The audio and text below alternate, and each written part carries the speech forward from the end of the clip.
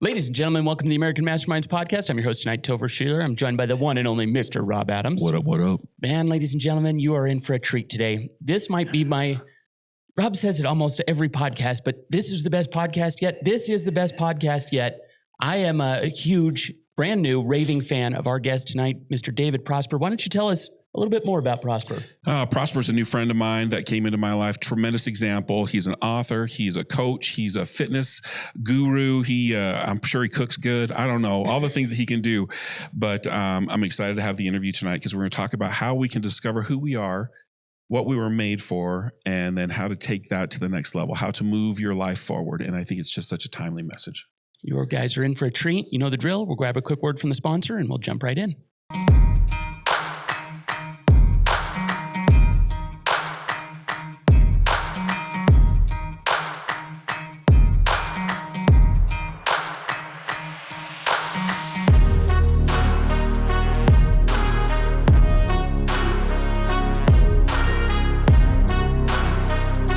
Welcome to the American Masterminds podcast.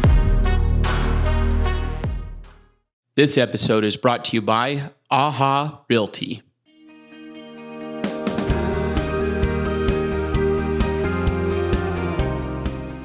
If someone is thinking about buying or selling real estate, I always recommend they hire the best agent for the job.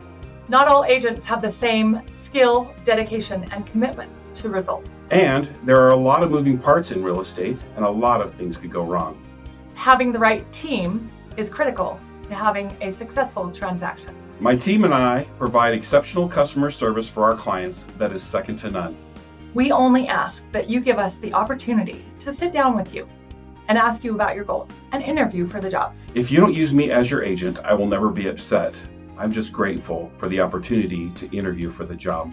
Please reach out so we may share with you what we do to obtain excellent results for our clientele.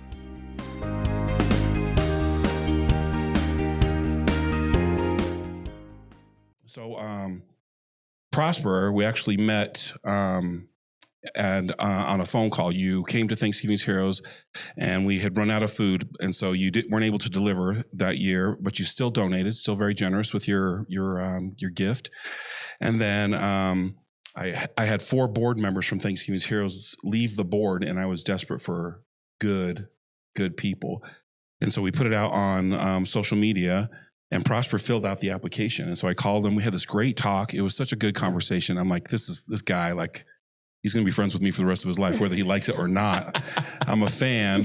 And then come to find out, we'd seen each other. We work out at the same gym. Yeah. And so I didn't know that, but he came up and he's like, "Are you Rob Adams?" And I'm all, "Yeah." Like, I got nervous, and he's all, "I'm Prosper." And I was just like, "What?" Because I'd seen you at the gym training, doing the things that you do. And I usually, when I see someone training, I leave them alone because you have a client who is there for a reason, not to visit with Rob, And so I try to give you your space, but it was just kind of a weird coincidence that we were already neighbors, Wow. How about that? Mm-hmm. Yeah, it was awesome because we had just interviewed and we talked on the phone. And I was like, okay, I feel like I've seen him before. And then I went on Thanksgiving Heroes. I was like, the guy with the red glasses. I was like, oh. So I was working out with my partner, Krista. And I was like, that's Rob. And then when I came out, I was like, Rob, like, you remember, I'm Prosper. And so it was just this serendipity moment. Oh, yeah. And the thing is like, do you know when you see someone out of context, like you see someone from the gym at Costco or something where you're just like, man, that's not mathing. I know you. And it was that moment of like, kind of, I was, wait, what? You're like, oh, it was very disorienting. Yeah. If I can use that word. Is that? It's permissible. It's okay. on the list. All right. Okay.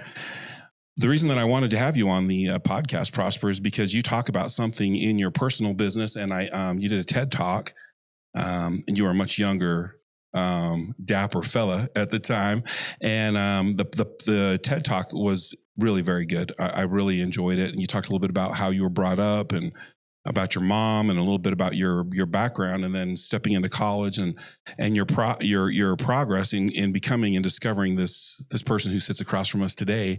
And I really wanted to kind of talk more about that because it was very inspiring to me, and I just loved it so much. And so, can we just start kind of at the beginning, like where you grew up? Okay. Where'd you start out? Where did I start out? In the the home of Fort Lauderdale, Florida, to two Haitian immigrants who came into this country. My mother, she had this, dream to come to America, and she didn't know anybody. So I got to see in real time, like, what it's like for an immigrant to come to the country and figure everything out. So Fort Lauderdale was the foundation that taught me the most how to become a man, but it was also the same place that traumatized me the most. And I'm grateful for both. So I don't know much about the Haitian culture. Is it an English speaking? No, Creole. Creole. Yeah, so it's like a French. Yeah, it's like a broken French. Think of New Orleans. Okay. Yeah. Oh. And so she came, and so did she have English in her handbag, or no, nothing? Just straight Creole. Straight Creole and French. Wow. She didn't speak any English. That's insane. So my mom came here from Germany, only German. That's all she spoke.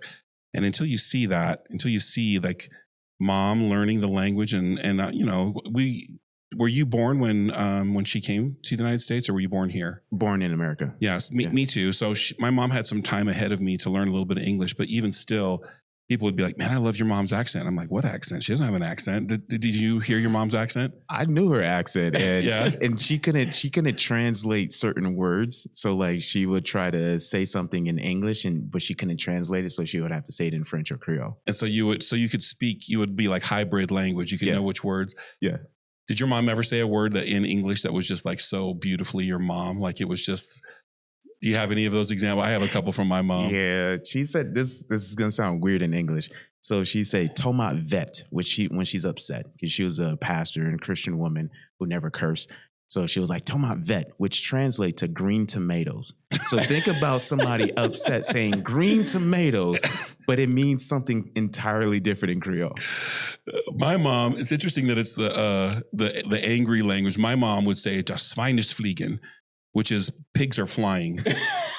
Doesn't translate into anything close to what it was. And she would say that, and my friends would be like, "Whoa, das Schwein ist fliegen," and just don't. Yeah, let's just move on, because it's not what it sounds like. I love that. That's amazing. So you were in Fort Lauderdale, Florida, hot and humid, hurricane ready. Oh, yes. All of the things. Yeah, I grew up on the Texas coast, and so I got hit by a few hurricanes, but it seems like Florida, it was like every year almost. Yearly. It's the season. So it's summer, then hurricane season. That's all it is. And sometimes we get some cold, but it's hurricane all the time.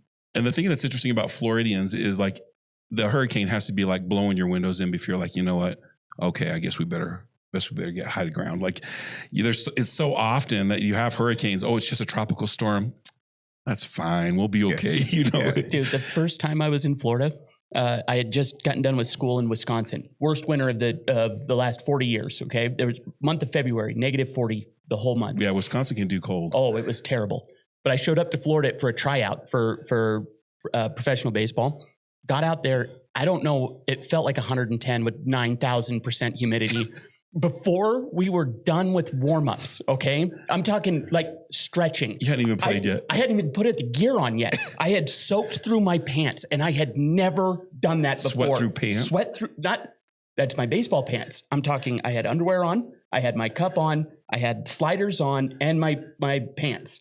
And I had sweat through all of them before we were done stretching. So he was catcher. Then he had to get dressed. Yeah, oh, wow. For real. Yeah. Oh man, yeah, Florida. So tell me, what was it like growing up in Florida? It was beautiful. So one of the things I love about my community, as toxic as a lot of traits were, there were a lot of beautiful moments. Like we would constantly get together and do potlucks. So that's where the community aspect came from it. And then growing up to church, we would go to church 7 days a week. My mother was a pastor, and from Sunday, from 7 a.m. to like 10:30 p.m., we were at church. And during the summer, it was like we had 50-day revivals. So we're constantly at church. But playing sports and then being in the community was a beautiful thing, but it was also a hard thing because I grew up in the projects at Fort Lauderdale. So I would see a lot of my friends getting involved to, stealing, robbing, doing certain things. And I was naturally going to do that, but sports literally saved my life. So if it wasn't for football and track, that got me off the street, and it got me to be more productive because I couldn't hang out with my friends because I had practice. So my mother, when they were up to no good, and I was the leader of them. So we, as kids, we would steal from the corner store, and as we got older, we got better. But I started playing sports, so they started stealing cars and doing other things. Sports literally took me off the streets and like put me in a better environment that got me out of Florida to end up going to Wisconsin. Oh, really? Yeah, I went to St. Norbert College in Green Bay. No kidding. Yeah. That's awesome. Yeah. I was in Platteville. I was down on the southwest tip, but Okay. I have a lot of buddies up in that area. Yeah. Yeah. I used to live in Wisconsin for like 7 years. That's awesome. Yeah. I lived in Wisconsin for about 4 years, and I'm good. Like those are some tough folks out there. Well, they're large and in charge for a reason. Yeah. They need it for the winter. Beer brats and bowling, baby. That's all there was. Yeah. I've never seen such a place. You'd walk out of church right into the bar. You'd go straight across the street. Which was across the street. Yeah, which was literally Sometimes right over. So church and then bar. Yeah. Amazing. The best, nice, kindest the people human, but all they had was carbs. It was just carb. and nacho cheese is a condiment, you know? Oh man, I love Wisconsin, but I don't know if I could ever live there. It was beautiful in the summer, beautiful in the spring, but that winter, terrible. So what'd you study? I studied communications. All right, so now it's graduation time. Yeah. Part of the TED Talk video, there's a bit where you're with your mom right there, and you can just see she's just like busting. She's so proud. Like do you have brothers and sisters? Yeah, I'm the baby of like 3. Oh wow. Yeah. She's just so thrilled to be at this graduation, and Prosper's doing a great job being a good, dutiful son. But you can see he's just like, "Mom," you can almost hear it, "Mom," you know. It's so good. When they took that picture, like I'm 21 years old and I'm in front of girls at that point because they're seeing me there. She literally licks her hand and then start wiping my face. So in that picture, I'm like, Mom, like you messing up the rep right now. Like the girls can't see that I'm still a baby. I need to appear to be a man. Oh, so man. she's always a mom. That's awesome. I love that. She's still around? No, she's with the Lord. I'm sorry to hear that. No, it's all good. She's in a better place than here. Amen. I lost my mom too. And I was going to say, those kinds of things drive you crazy, like the things my mom used to do. And now I miss the hell out of it. Yeah. I really miss her. She would, if I'd get on the phone with her, I couldn't say goodbye because I'd be like, okay, Mom, I got to go. And she'd be like, oh, and then the dog came in and she just had like one more little, okay, all right, Mom, hey, Mom, I got to go. Okay, you have a good day. I love you. Oh, and then your dad, that's awesome. I would start winding up like 45 minutes before I had to wind up, you know, because she had something to say. And now I miss the heck out of that. I would do anything to have that phone call, you know. Moms, they're the best and the worst ever.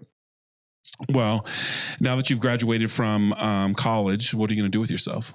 So before I graduated, I interned at I interviewed at the Milwaukee Bucks. So worked for the NBA for a couple of years. And then after that, I just job hunt because I was like, what am I to do? I'm 21 years old. I have all these talents and I'm trying to figure this thing called life out. So I just jumped from job to job, different opportunities that led me to move around the country. End up moving back home. I graduated in 2013, end up moving back home in 2016. That was my mother's last wish. Moved back to Florida. After Florida, moved to Colorado, stayed there for a little bit. After Colorado, moved to Utah. So like living in different spaces and then just like being okay with the process of it all. So I often say I'm like a nomad. And my partner Chris says, she's just like, no, you're planted now. You can't be a nomad. You're here. So Utah's here for now.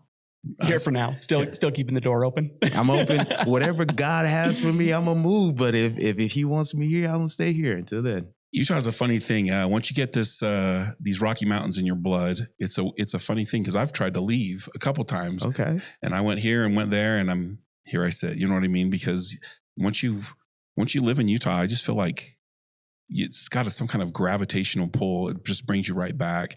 And I love Utah. It's a great place to raise my family. Yeah. I love raising my girls here.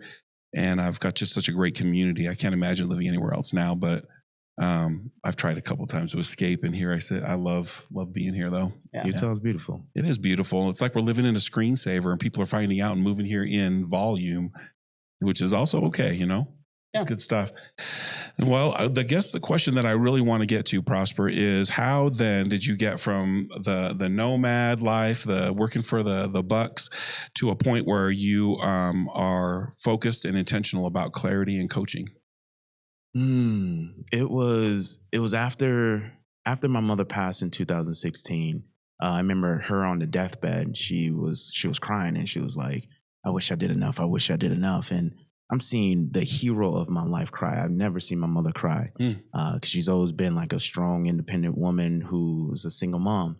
And I'm making jokes with her. I'm like, "Mom, you did do enough. Like, you raised 3 black kids in the projects of Fort Lauderdale. We're not in jail. Like, you hit the lotto." She's laughing.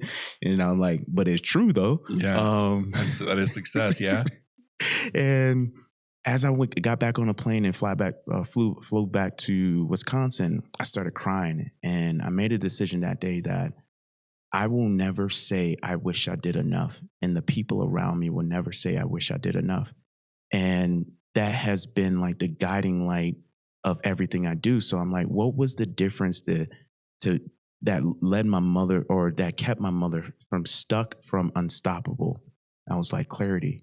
She had an inclination. She felt something that was on the other side of fear, but she didn't know her next right step. So it became overwhelming. So I'm like, the people I'm serving now, my clients, the stages I speak on, I'm serving my mother in that way. Like, I'm helping her find her next right step, so they won't say, "I wish I did enough." So my mother, Madeline St. Pierre, is the catalyst for everything that I do. Wow. That is beautiful. Yeah. I love that answer. So the question that I have for you then, that came to my mind is, I'm doing enough, saying that I've done enough. How do you define enough? Because without grace, I think that I could push myself to distraction on thinking I'm worthy of have done enough, because there's a balance. There's only so much capacity that a man has. And it would be easy for me to be like, I could have tried harder. I could have done more. So how does that work? That's a good question. Actually, there's a difference between performance and purpose. So performance is you won't feel that grace because you're like, there's one extra rep I could have done, like if we're working out. But purpose is, am I living in it? And that's the difference. My mother wasn't living in her full purpose. She had all these dreams. She had all these talents. My mother was a choir director. She was a pastor. She was educationally like intelligent. Like she was so savvy. She was an entrepreneur, but she was crippled because of the community that we're in. So that limited her to actually step into her purpose. So the difference would be performance and purpose. And performance is what you do. Purpose is who you are. And in who you are becomes what you do. And it becomes fulfilling versus a forcing. And we could end the podcast right there. That is a Wisdom. golden nugget. So let's talk about that. Just for the sake of understanding, how then, as a thought leader, do you help your clients define who they are? And I don't want you to give away the goods, but I want to know enough that this is what our podcast is about, is in the discovery, in the journey of our becoming. Yeah. And so we talk about this almost with every guest. This is a big deal. This is a common theme that we have, Prosper, because I think that our world is more purposeless than it has ever been. And 100%. So my question is, and I honestly don't, just tell us what your thoughts or the general steps that you would do to help someone discover that. That's a great question. First, I would encourage them to start subtracting who they're not. Because one of the biggest things when we come into this world, we inherit an ideology, we inherit culture, we inherit religion, we inherit all these things because oftentimes is what our parents and our loved ones have wanted for us. So we accept it as truth. The next step would be curious of how this aligns to who you are and who you're becoming. And then the third would be getting your definition of your identity, and this is going to sound, it is what it is, from the person in the creator who created you.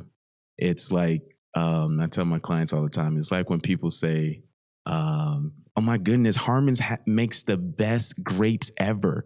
No, they don't. They just create a platform for you to buy it. It's the farmers who make it.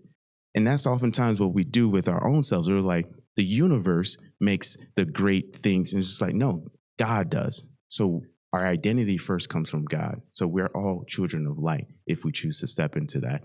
The next thing is, what comes naturally to me?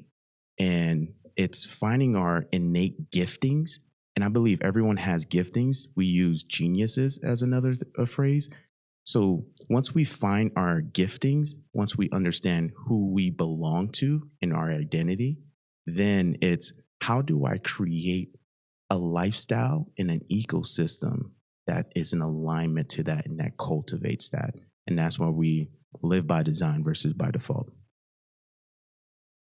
You're like, Mr. Drop the mic. Just drop the mic. Boom. I am the clarity guy. Oh, man. You're making this so easy for me. Like, most of the time I'm doing the work to find these nuggets, and you're just like one after another. That's fantastic. Okay. Dang. All right. Prosper, you got me going here. I got so many questions on defining my identity. Yeah. My relationship with God. Is that my relationship with God, or is it who I am from God? Who you are from God. Okay. Yeah. And so let's define that. What's your definition of prosper? Who are you? Who are you defined in that relationship? Now you drop some words, but I want to hear your definition of who prosper is in that space. For sure. I'm a child of God. So if I'm a child of God, what that tells me is I've come from a place. I was created from love. And I'm created to love. Okay. I'm created from grace so that I can give grace. So we operate from our identities, not from which shapes our beliefs. So if I know that I am love, then that comes from it. Who's love? God is love. So that's where it comes from. And this North Star, this definition, keeps you in alignment, because then from that purpose, then all of a sudden you have your the rules. Yeah. If I am love, then I don't behave in said manner. If I am love, then I don't treat my brother in said manner. Like you have a whole guideline of rules. Now, what happens on the day you fall short of that role that you're assuming? That's where grace comes in. We're human, and it's a natural thing for us to like act in emotions. But the beauty about the becoming, like living by design, is who am I becoming? So when I was younger, 10 years ago, I was a hothead. I was always fighting, like physically fighting, 0 to 100. I was raised in the streets. Now I'm just an amateur boxer. I fight within the ring. But I remember my sophomore year of college, one of my teammates said, if somebody can control your emotions, they can control who you are. So since 19, and I'm 34 going on 35, I've had that message in my head. If somebody can control my emotions, they can control who I am. So who do I need to become so no one controls my emotion, that I never allow somebody to get me in that space where I act out of my identity? So when I'm triggered, I'm like, okay, what do I need to do? I need to breathe. What's happening? What's showing up? I'm asking myself questions all the time. And then when I tell my clients that, they're like, this is so easy. I was like, no, this is the questions that I ask myself. If we ask ourselves enough questions, we break the pattern of falling in that loop of reacting versus responding. Yeah. It is easy when things are good.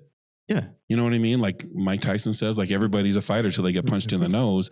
And I know that's not how he said it, but you get a little more sinister than that. You get the point. Yeah. And so I always think that, like, yeah, it's easy to do your mantras and go to the gym and eat well when you're making money, and you know, all the boxes are checked. But when you're not making the money and you are down and you've been rejected by friends or whatever it is, then it's difficult. And so the questions they appear easy. Yeah. And I'm my trauma has impacted that. So at the age of 13, my mom calls me and I'm the baby of the family. She calls me and says, baby, I'm not coming home tonight. I'm going to jail. So you got to figure out how to bond me out. I'm 13 years old and my sister's going crazy. My brother's losing his mind. So I had to figure out, how do you bail somebody out of jail at 13? Like, that's what does that even mean? What does that even mean? I had to use the Yellow Pages. We had dial-up internet and it was slow. So having to figure that out. And then a couple of months later, my father made an aggravated assault where the FBI is looking for him, and he has a 9mm in his car, and he's going to take his life. My mom is trying to talk him out of it. My sister's trying to, I get on the phone and I'm like, Dad, like, and I talk him down from killing himself and then turning himself in. So when it comes to how do you respond when there's crisis? Do you show up or do you ship out? And when my siblings and everyone else was like losing their mind, I didn't have a choice to lose my mind. I had to. You were the only one left. Figure it out. Yeah. Same thing with my mother's funeral, like having to figure it out. But what I love about this journey is, how do I quantify it? It's like a recipe, right? If I make the meanest cornbread, with the casserole. I know in Utah, y'all eat a lot of casseroles here. And charcuterie boards, there's a lot of that, right? So if I make... Who made that word up? That's terrible. Anyway. There's cheese and grapes and everything, right? Crackers. So if I make like the meanest casserole, then I quantify that recipe and I say, you know what? If you follow this, I promise you, you're going to likely hit this. So yes, the question is, how do you stay in that space of curiosity when you're going through that? It's training, just like exercise. How often are we exposing ourselves so we can train and develop it versus wait till we're triggered? Now we're actually trying to figure it out, which is the worst time to solve that. Yeah, that's a failure, right? Yeah. It's a blunder. Yeah, that's a hard lesson most of the time. Those are the lessons that you have to journal about later on. I have. Here's my journal. That's good. That's really good. When you're defining who you're not, because you've been assigned so many roles, what are the most common knots you're seeing? That's a good one. Honestly, one of the best questions I've ever been asked. Thank you. I have to think about that one. It would be, so the biggest thing when people see me, they're like African American. I'm actually not African American. I'm Haitian American. So I'm first generation Haitian. The next thing, you should get a shirt that says that, first generation Haitian. That sounds so good. That's good, but the clarity guy sounds better. That's better, yeah. Another thing is, I'm not people's perception. So I'm already approved and appointed and anointed, so I don't need to be accepted by anyone. And that gives me the space to show up authentic, and to love people for who they are. Just like I accept you for who you are, whether you accept me or not, that's cool. So the expectation that I need to be someone that I'm not, that's not me. And that allows me to have more peace. Another perception people have is, because I'm an introvert, they assume that I'm not social. No, I am very social. I'm selective in who I'm social with. So I like having deep conversations versus the surface stuff like, hey, how's the weather? I'm not your guy. Talk to somebody else. That's cool. And there's people who like asparagus and there's people who like cottage cheese, like my girlfriend. Gross. It's nasty, right? It's the grossest thing ever. Anybody, cottage cheese. Ugh. Yeah. But you like from Wisconsin. Cheese. I'm not from Wisconsin. I spent time up there, but cottage cheese, there's something about that texture. Why on God's green earth does this exist? I get it. It's healthy, whatever. That's on my list. Right. So it's just, we have our preferences. So she likes cottage cheese. I despise it, but I like, asparagus. And that expectation of who I'm not who you want me to be. I'm who God calls me to be. Okay. So, the strength and ability to separate the, who I am and I'm not going to let that, this is something that is I think culturally something that we have here in Utah. We spend a lot of time worrying about what other people think. Like, it's the biggest, in my opinion, it's the biggest energy suck in our lives as Utahns, because most of the people, in my opinion, aren't thinking about you at all. In fact, they're worried about thinking what people are thinking about them rather than thinking about you ever. And when I realized that, it was kind of freeing. Like, oh, I'm not even on the radar. Like, they don't care that I'm wearing red glasses. That doesn't even show up. The fact of the matter is when you realize that, it is freeing, but that is the biggest, in my opinion, the biggest I don't need to worry about what you think about me. And it's super liberating. It's taken me a long time to embrace it. I've said it for a long time, but to really believe it, like, and in so doing, it takes a lot of self-love. I think when you're defining that, your identity, that character that is love, it takes a lot of self-love to be cool with, like, and if you don't like that, okay, like, you're missing out. I'm a hell of a guy. You know what I mean? Like, I'm hilarious. Can I lovingly challenge that? I would love it, please. Okay. I love this podcast is actually about Rob getting therapy. Honestly, that's what it is. Actually, this is the biggest therapy table on the planet. That's free coaching. Yeah, do a podcast. So I have a thing about self-love, and that gets overly used. And here's the thing. There's a lot of people who love themselves but don't like themselves. Right? So love is doing something that take care of something, right? So if you're a parent, you take care of your child, okay, hopefully, because you love them, right? You may not like them certain times, but Facts. you love them. Yeah. You make sure they're fed, they're clothed, and they have a roof over their head if they're a dependent. Here's my challenge, moving from self-love to self-acceptance. Because self-acceptance is saying, I accept the good parts of me, the weakness, the bad parts of me, all of me. Because self-love has been prophesied and people are talking about it all over social media, and that's cool, to each their own. But I still meet those people who don't like themselves, but they're talking about self-love.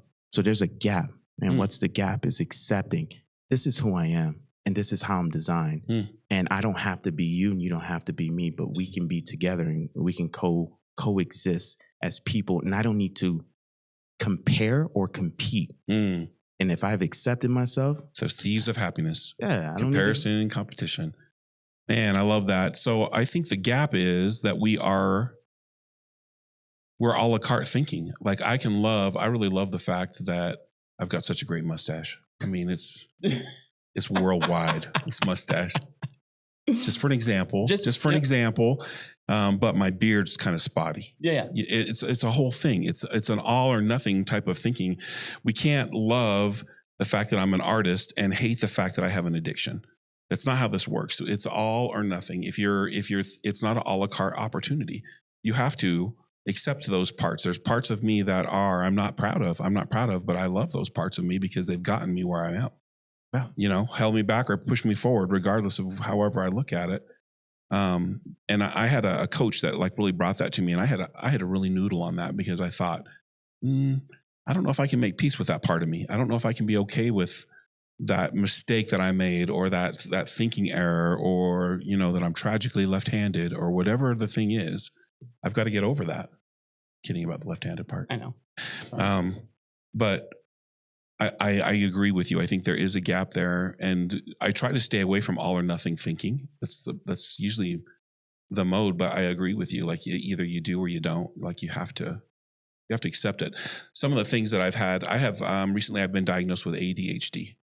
Just this year, 55 years old. He's the last one that I'm actually, the last one to actually know this. This is annoying, Prosper. This is annoying because everyone, I'm like, dude, guess what? I just got diagnosed with ADHD, and you're like, well, yeah. How do you not know that? Was it self-diagnosed? No, was it? No, because there's a lot of people just like, well, I have this.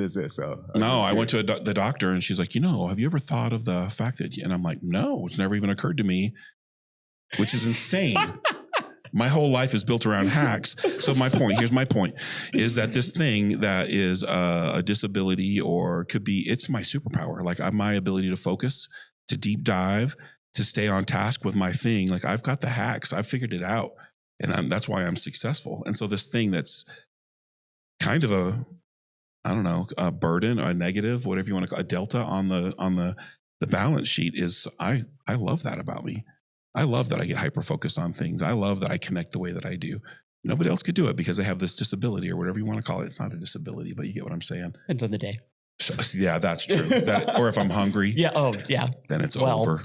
Yeah, that's just a whole different ballgame. Yeah, I though. turn into a whole new human. But that being said, I love that about me, and I think that in doing that, I have developed a little bit of grace around the way that I think. It's cool to have that understanding. In your coaching, you help develop that understanding.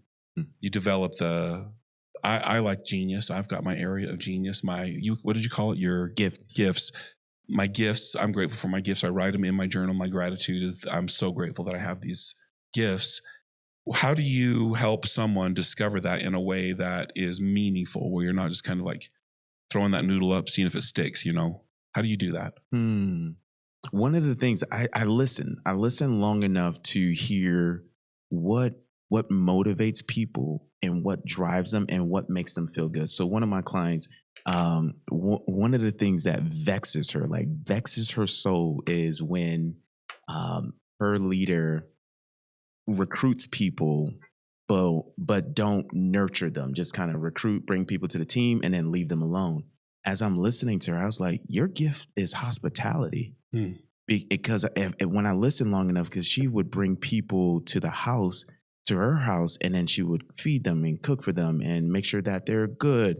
So I was like, oh, you're hospitable. Yeah, service. It's service. Yeah. And I was like, okay, all right. And then one of my other clients, like her genius is she loves to bring community together. She loves to cultivate. So I was like, oh, she's a gatherer. So it's just listening to people, seeing what actually lights them up, talking to them long enough and say, hey, have you thought about this? Have you thought about this? And then bring it to their attention and then show them where they've done it in their life. And they're like, oh my goodness, this is good. I had this revelation. I was like, you mean clarity? Hey, we don't need them to make fun of our Utah accents, okay? That's accurate, actually. Yeah, it was weirdly accurate, honestly. Hey. I've learned one thing by moving around the country, and I lived around the world. Is I can adapt and I can assimilate sometimes. And I've always been like doing impressions because my mother was a pastor, so that's where it comes from. That's good. Yeah, that's good. You got to be able to fit in sometimes, and sometimes not. Well, sometimes not. Yeah. So once you discover the purpose, their genius, their gifts, then the next step then would be to help them. Like, how do I use this? How can I leverage this? Or do you help them like step into that power? 100%. And in what way do you do that? So oftentimes, like the awareness is good, right? When we are aware, okay, here's my genius. I know you look like you had a question. It's okay. Go ahead.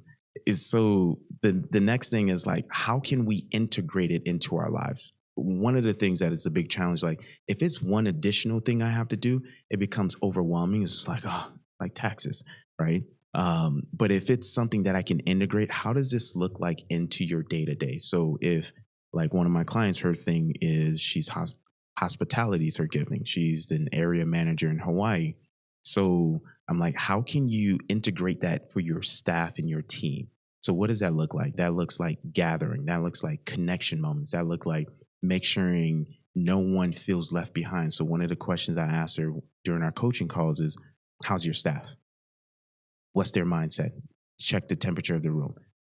Because that's her gifting versus like trying to build something, because not everybody's an entrepreneur.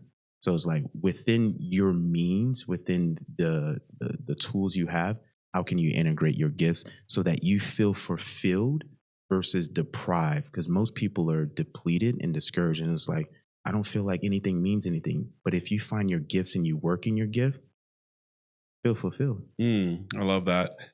I'm going to tell you, I feel as though I have discovered what I was made for, my purpose. I say that though differently. I say this is what God made me for. This is what I've been put here to do. Yeah. And in that discovery, and Topher's heard me talk about this quite a bit. We've had really some great conversations about it. But when you know what you're made for, all of a sudden things get easy. Yeah, because you're not going to waste your time doing these other.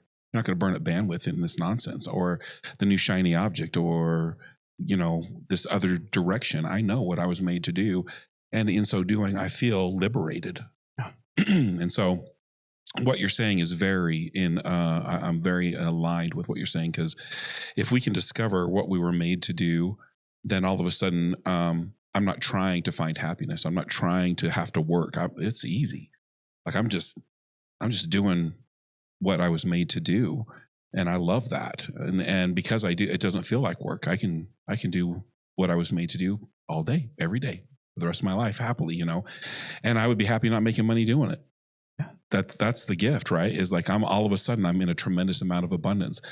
When you have that point and you tip into, I could do this for free, it would be easy. Well, then abundance shows up. Yeah. It's a weird unlocking of this like cosmic combination where all of a sudden, okay, I don't have to try hard to hit my goals, because my goals are who I am. Like I'm already doing that, right?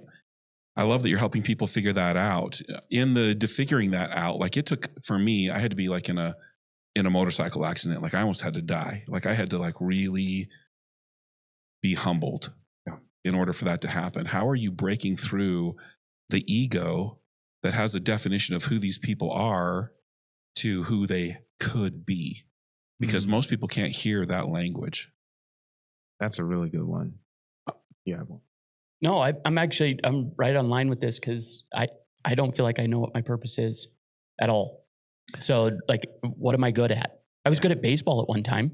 Yeah. I'm very confident of that, but I don't know, like in the real world here, I really don't know. I don't even, so I'm actually tuned right in, like, please share, tell us how this goes. So there's, and thank you for that. There's a big misconception when it comes to a purpose. Like there's this one path. But I believe purpose is serving people. We're here to serve people. That's why Facebook is, when it was popping, it's just like, what do you want to share? That's because if you have success individually and you don't share it with someone, it kind of feels empty. But when you can share it with someone, like you have this celebration that's coming up in June, it's a celebration, because if it's just Mariah doing it and you guys and just like, okay, this is fun, but it feels better with others. But going back to your question of how do you help people break past that fourth dimension? The biggest thing is challenging them and calling out from them to take off that mask. I need you to take off that mask.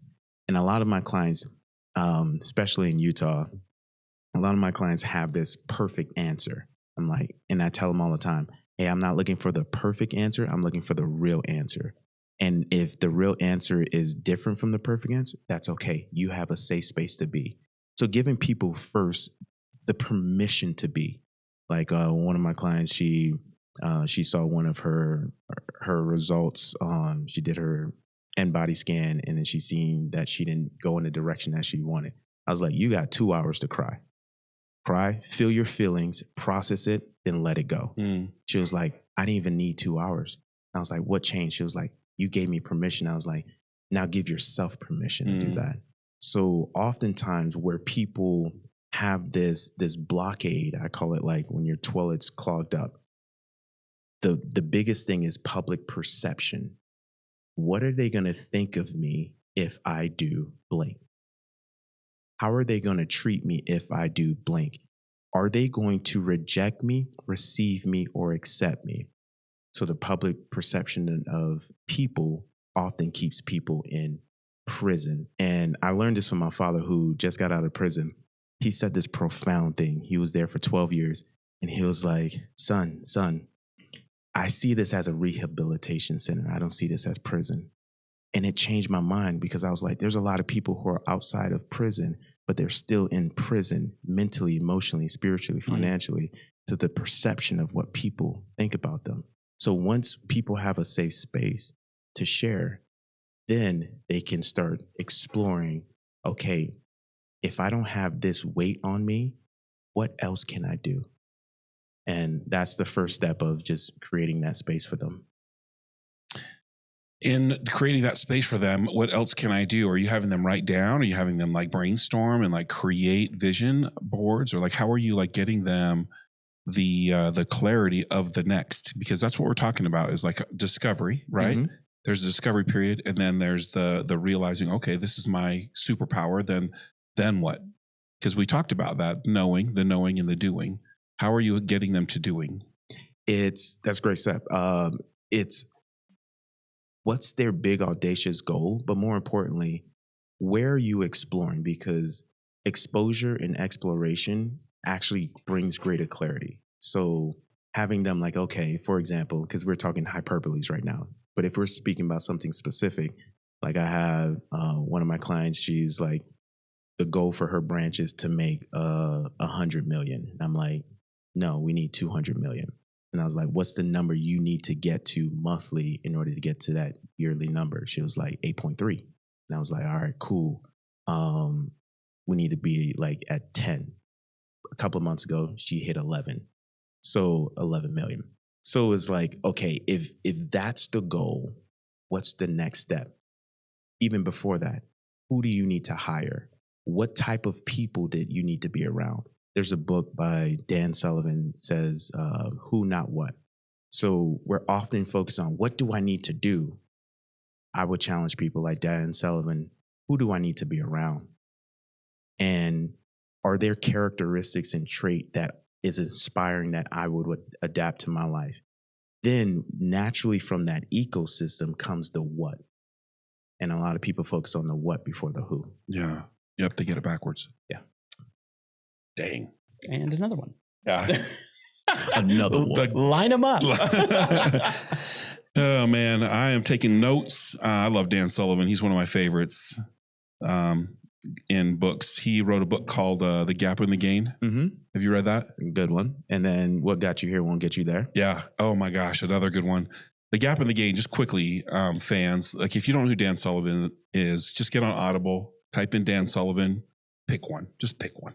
You can't go wrong. They're all just amazing. The Gap in the Gain talks about how we spend all of our time in the gap. Oh, man, I wish I would have been able to have more friends show up. I wish I would have had, rather than being in the gain, which is, I look at all these friends that showed up. Like, look at these people that are here. Or, man, I didn't hit my weight goal. I didn't hit my goal. Well, actually, I'm in better shape than 99% of the other people that are my age that look like this. You know, I'm celebrating the wrong part.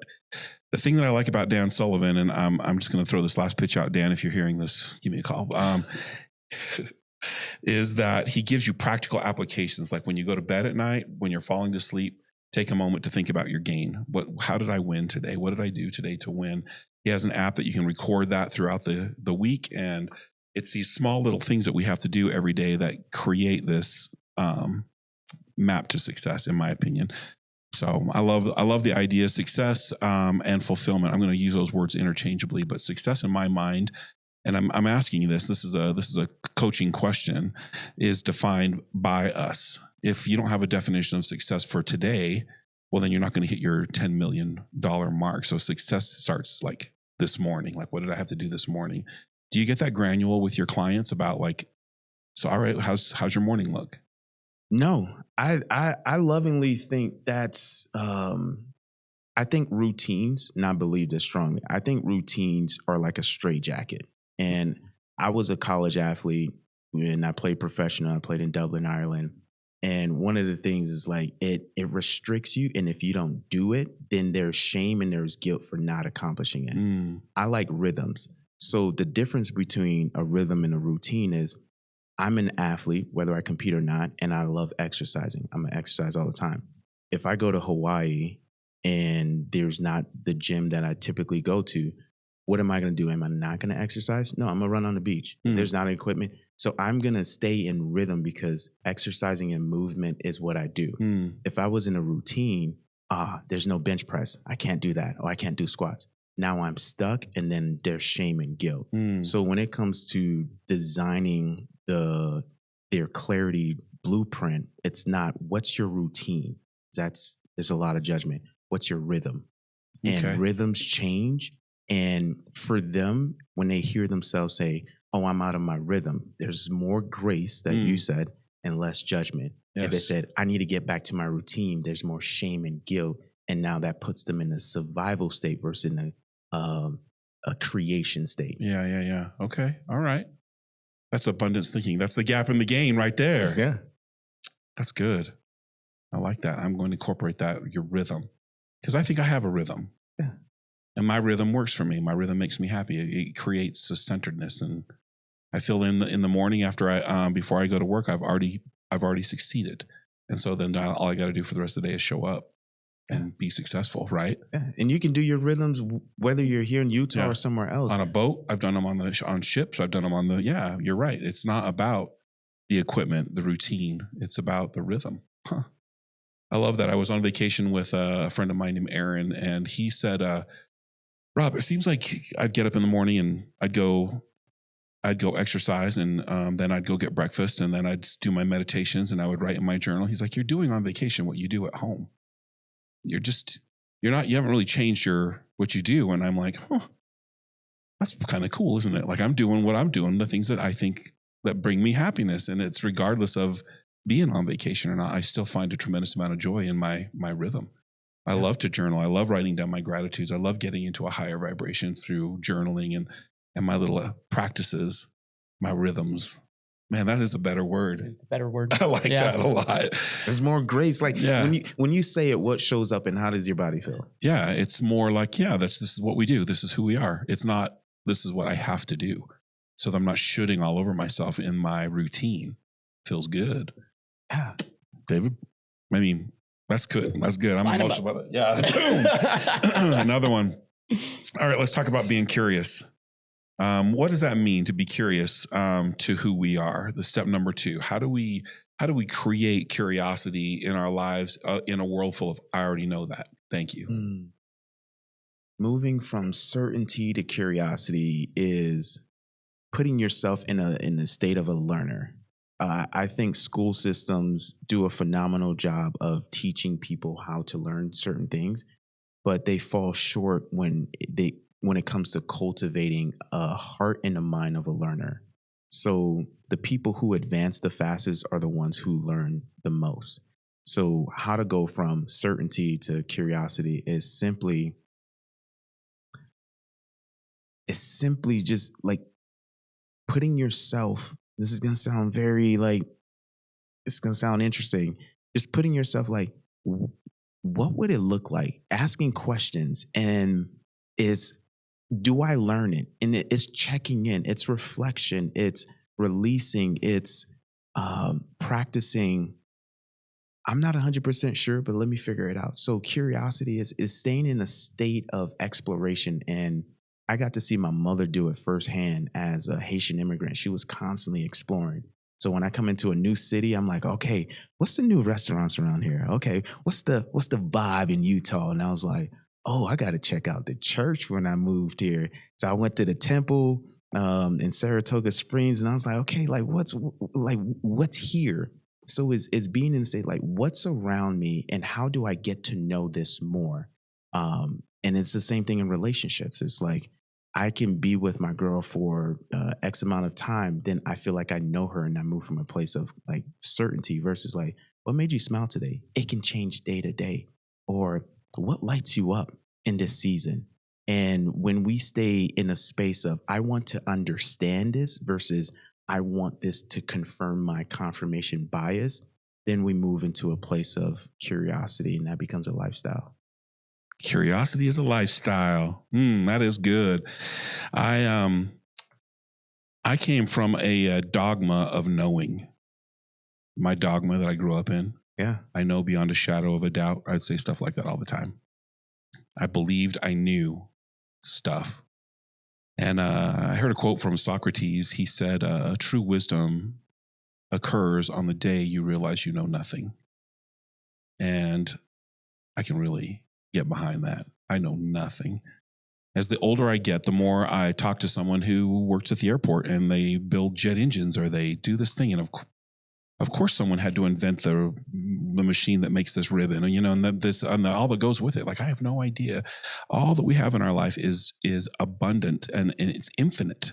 And to assume that these pens just showed up on the shelf, or you know what I mean? Like, I'm fascinated by things, and I love being curious. I've always been kind of a curious soul, to the point that I drive people crazy. Like, I'm the one that's in the back that's like, so how many years did it take to build that thing? Or like whatever, when we went to see the temple, or who thought of that? Like, why did they do that? And I'm asking the questions so often. I've been on tours and they'll break off. They'll like get me like my own little tour guide. Yeah. You've witnessed this. I have absolutely witnessed this. Yeah. Also, if there's a sign with information on it, he's going to stop and digest that. Not read it, stop and digest that. Yeah. Lewis and Clark was here 120 years ago. Yeah. Can you imagine what this was Every like? single one of them. Not missing. It's pretty incredible, really. I love to learn. I love to learn. I love to take it in. I love to learn from people. And so being curious is an easy thing for me, but I'm around people and I see them have those words. And I think these words are absolutely poison. Oh, I already know that.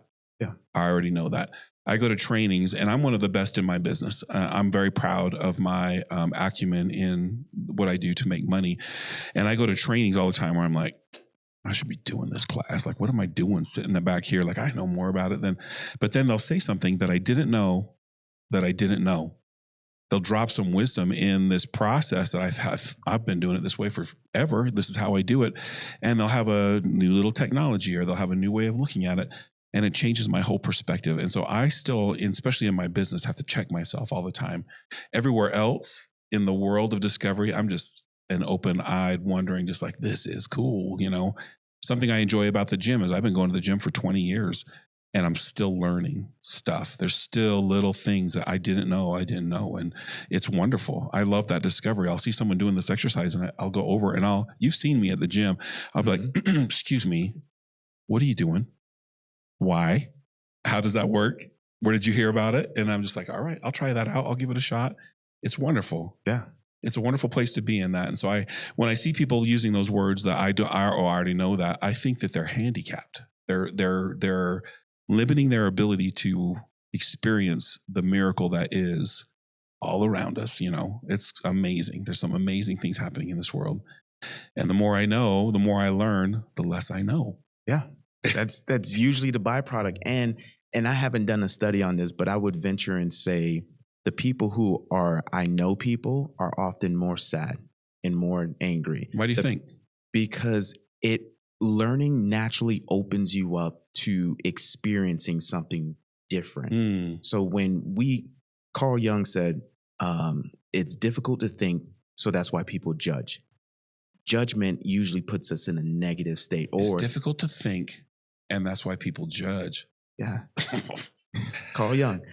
So when people are, I know, it closes them off to experiencing something new. But you talked earlier about going on a cruise, and what would it look like to have a new memory that's opening yourself up? Or it was like, oh, I already been on a cruise. Even if you went on a cruise by yourself, you didn't go on a cruise with the entire family. Yeah. And experience that. Yeah. So that would open you up to a different level of happiness. So people are trying to search, I want to be happy. I want to be happy. Be more curious. Be more curious. So like when some of my clients, when they're in a very depressive state or they're in crisis, I take them outside and go walk. Let's go walk. And then I say, what do you see around you? What do you hear? What do you smell? And it forces them to get out of that amygdala, that survival brain. And now they're just like, huh. And then one of my clients was like, I remember my daughter said that the sky is her favorite color because it's so beautiful. It's just like it tapped into another place. And she was like, that made me happy. So curiosity leads to happiness, and certainty leads to everything that people don't want. Yeah. I agree with that. I have friends that are very analytical. Like they're very driven by the show me. Like, I don't believe it. There's no room for magic. Can I use that word? Yeah. Yeah. There's no room for magic in their life. And I'm surrounded by magic. I'm married to a witch, a good kind. She's a good kind of witch, but she's a healer. Like she's a powerful soul. She's Christian, but she's bringing over like these oils and, potions and stuff. Sound bowls and sound bowls and magic. It's magic. Whatever you dip your feet in. Yeah, that pulls out the toxins. Like she's into all that stuff, and I love it. And the curiosity around. That's one thing that's been really good for me and Annie is like that part of her shamanistic natural person is interesting to me. Like she'll say stuff all the time that is just beyond wisdom, and she's learning it through this journey of discovering natural resources, natural healing methods, and all the stuff that she's doing. And I think that is fascinating. And I don't know anything about it. I'm reading a book called The Northern Shaman. I just read books so that I can have things to talk about with Annie. Is that nuts? I really like her. Fantastic. I really Yeah. like her.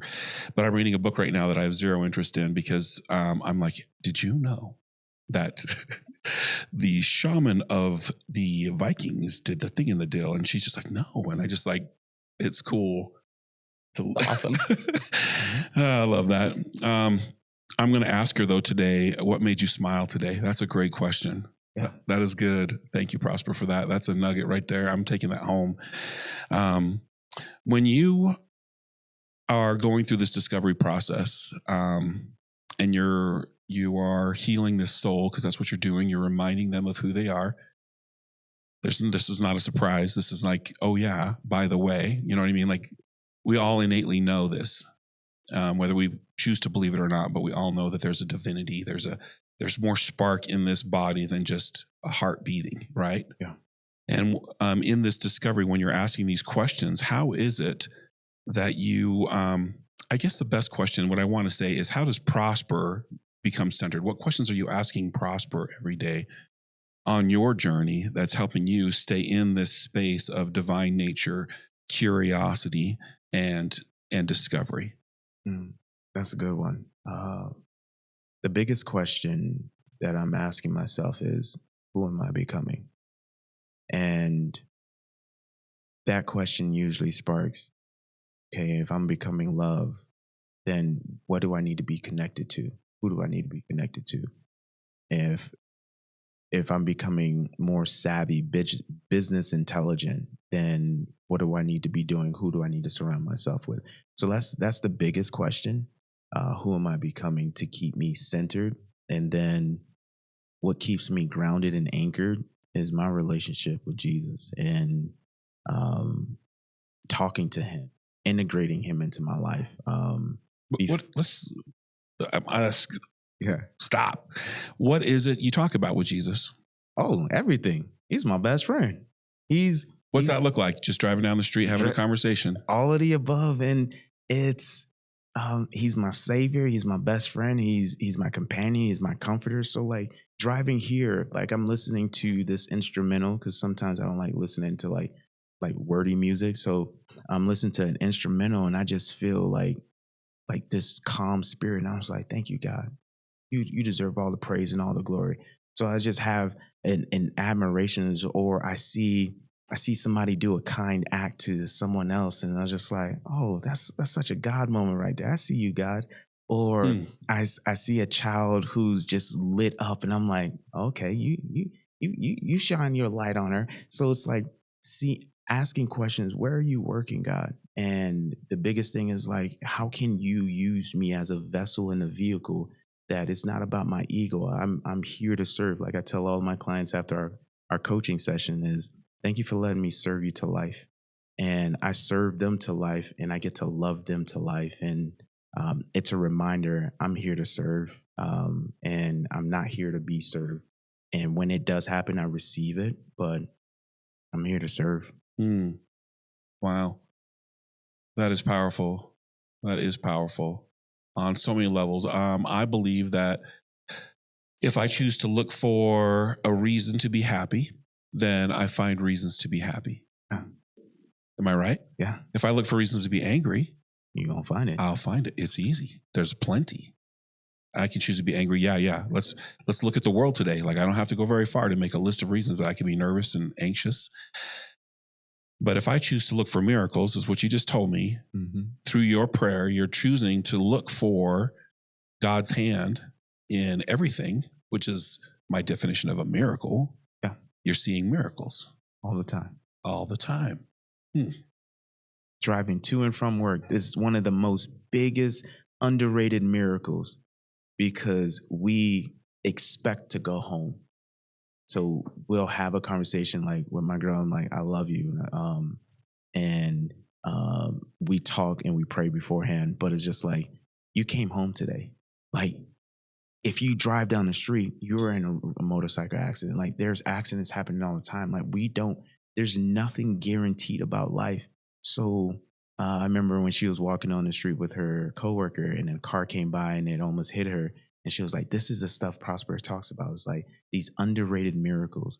So when we are seeing these things, like the functioning of our body, the ability to blink without thinking, the ability to move, and then we have the right to complain, it's just like, your body works. There's somebody fighting for life right now. So when I get to see that, I'm like, thank you, God. I breathed today. I worked out today. And I got to speak to somebody today. I got to love on somebody today. Thank you for allowing me to do that. So it's just, there's miracles all around, but more importantly, it's staying curious what's happening around and who's around me, what's happening in their life. So one of the biggest shifts that I had in my spiritual journey, and I'm not sure why I started saying this, but I started saying, it's good to be Rob. How you doing? Oh, it's good. You've heard me say it. Yeah. It's good to be Rob. Have you ever heard me say that? I'm trying to adopt it. And the reason that shift made me look for reasons why it is good to be Rob. You know, because sometimes you wake up and you are in that enemy mindset. You are thinking of all of the things you have to do and all of the burdens you're carrying on your shoulders and all the people who are depending on you. But when you start saying, man, it's really good to be me, and then you have to start thinking, well, why is it good to be me? Well, it's because I woke up today. I have this healthy mechanism. I can actually walk now. I can walk. I can get in the shower by myself. I don't have to have help because my leg was so broken. I couldn't do anything. I am so grateful for this mechanism, and I treat it like crap. I don't let it rest. I don't feed it. I don't water it enough, and it still just runs all the time, you know. And it is good to be me. And so I want to throw that out to the audience, is like in your thinking, saying to yourself, it is good to be me, or reflecting Prosper's mantra of God, use me, God, and being that weapon, that tool, the miracle. Yeah, that's what it's about. I love being part of the miracle. One of the reasons that I do Thanksgiving's Heroes is because I know that I am just a mechanism that is being used for good. Yeah. And that is what I'm made to do. I am made to serve. And I love my service. And it is who I am. If you don't know about Thanksgiving's Heroes, you don't know who I am. That's how I feel. Like, you got to come through on the big day before you can actually know who I am truly, because that is my masterpiece. I love my children. They're perfectly created. They're perfect children, but those were gifts to me. This is something that I have actually sweat, cried, bled over. And when people show up and they come back because they've been able to touch someone's life, man, that's where it's at for me. So in my discovery on saying it's good to be Rob, remembering these things, and rather than being mad about them, is my journey. Do you get what I mean? Yeah. So I love that I get to share that with you and you can understand it. Oh man, let's go. Here we go. Every episode. We're on like a hot streak of like 20 in a row now. Topher's like, Allie. It's just a checklist, man. Yeah. He's actually said things like, that's the fastest it's ever happened before. That was the last one. Yeah. So we're good. 3 minutes into this thing. I'm like, already? Man. Yeah. Hit me right in the heart. Dang it.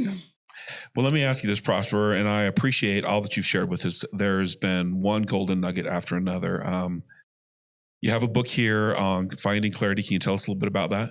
Oh, yeah. It's the GPS of how to navigate life. So one of the biggest things I've learned is life always presents opportunities, and we either respond to it, react to it. So like the compass that's on my hat right now, I used to make fun of my mother. So again, it's inspired by her. In 2014, 15, my mother would use a compass to drive around the city of Fort Lauderdale. And I was like, Mom, I knew we grew up with MapQuest and we'd have to print it out to get directions. I was like, you can use GPS. She was like, no, son, I know where I'm going. I know where my north is. So the book is inspired from her, just like, where's your north? How do you navigate it? What do you need to subtract from your life? Who are the people that you need to have in your ecosystem? Again, inspired from Dan Sullivan, who, not what. So focusing on those things allow us to live a more fulfilling and enriching life, because the best investments we can make are relationships, and the worst investments we can make are relationships. So finding clarity helps you find what are investments that are in alignment versus investments that are depriving. Yes. Oh man, that is great. One of my questions, I think the quality of my life is defined by the questions I ask myself. And one of the questions I ask myself regularly is, what am I unwilling to accept in my life?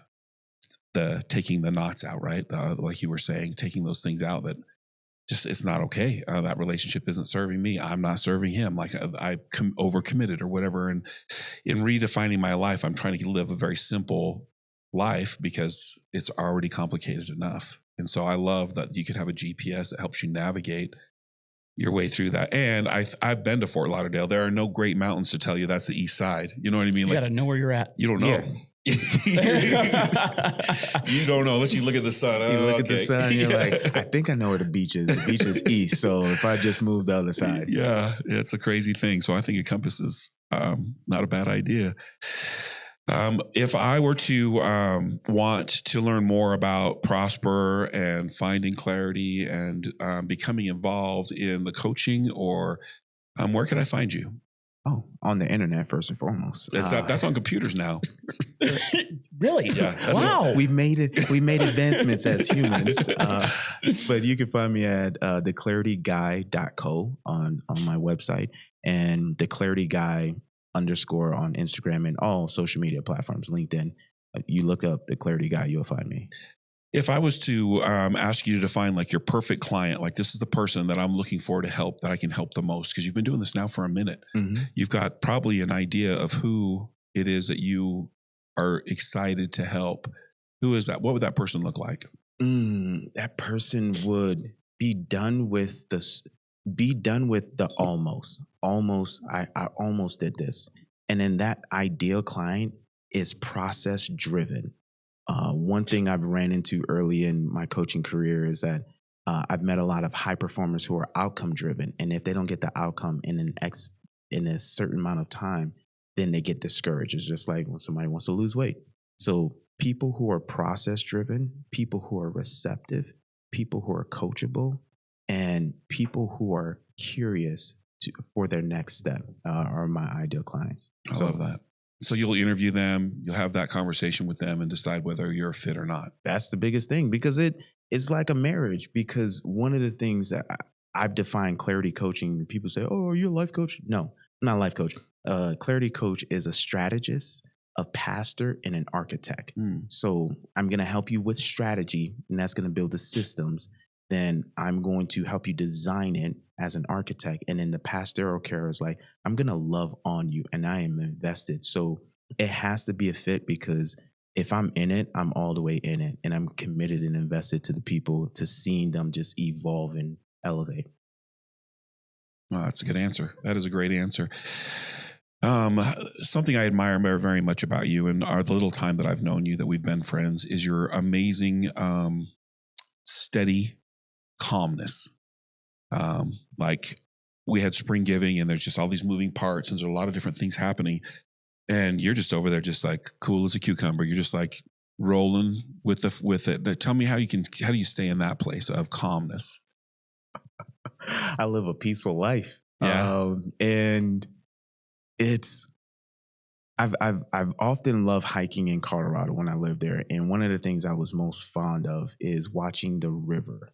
I grew up in Fort Lauderdale, and I would watch the ocean. And as I see the ocean constantly clashing against the shore, that's aggressive. But when I looked at the river, it was always flowing. And I was like, God, help me to be like a river. And then the other day I was running, and I saw a caterpillar, and I was like, bro, they're moving so slow. And I was like, God, I want the patience of a caterpillar. Because they're just like, I'm going to get there. So when it comes to all these moving pieces and so many things around me, instead of focusing on what's going wrong or what's happening, I focus on where can I serve? All right, what's happening right now? What's in my control? If that's out of my control, I release it.